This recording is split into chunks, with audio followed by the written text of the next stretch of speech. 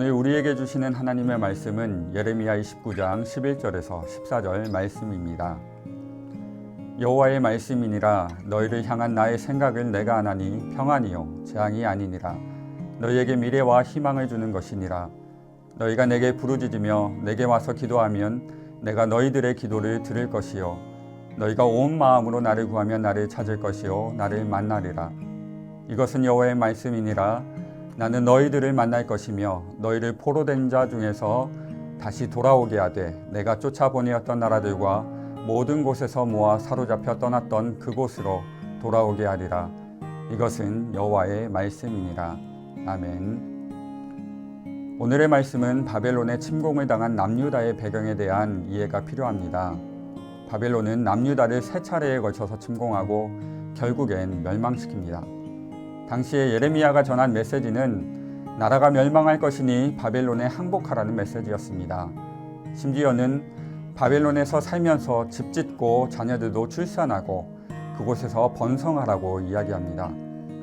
바벨론이 세계를 다스리는 것은 하나님의 계획이니까 그 성읍을 위해서 기도하라고까지 이야기합니다. 지옥스러운 포로 생활이 70년 동안 이어질 것이라는 예언이었습니다. 남유다 사람이라면 모두가 원하지 않고 분노할 만한 그런 예언이었습니다. 그렇지만 어느 부모가 자식 죽이려고 벌을 내리겠습니까? 하나님은 이 과정 속에서 이스라엘을 멸하시겠다는 것이 아니라 결국에는 돌아오게 하시겠다고 약속하십니다.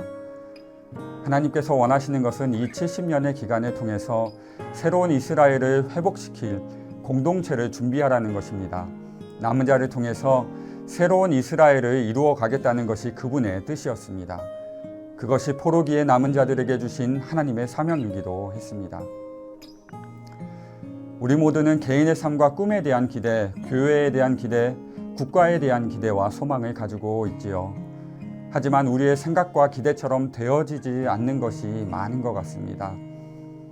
오늘의 말씀은 고난과 어려움 속에서 우리의 바램과 소망만을 추구하는 우리의 시각을 바꿀 것을 요구합니다. 그러면서 우리가 놓치고 있는 중요한 하나님의 계획을 말씀합니다.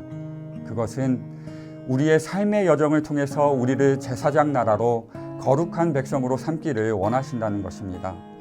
너희를 거룩한 백성으로 훈련시켜서 다시 돌아오게 하시겠다는 것이지요. 아무리 힘든 상황 속에서도 하나님의 생각을 붙드는 우리가 되기를 원합니다. 그분의 생각은 평안이요 미래의 희망입니다. 하나님은 이 시간을 통해서 우리의 기도를 들으시면서 우리를 더 깊이 만나시기를 원하십니다. 지금도 동일하게 하나님께서 우리를 향한 계획은 우리가 거룩한 백성이 되는 것이요 하나님의 나라를 이루는 것입니다. 이 약속의 말씀을 붙들고 오늘도 희망 가운데 살아가는 우리 모두가 되기를 원합니다. 함께 기도하겠습니다. 사랑의 하나님, 우리를 향한 하나님의 계획을 깨닫게 하시니 감사합니다. 고난 중에 거하지만 제사장 나라로 거룩한 백성으로 삼기 원하시는 하나님의 뜻을 이루는 우리가 되게 하여 주옵소서. 예수님의 이름으로 기도드립니다. 아멘.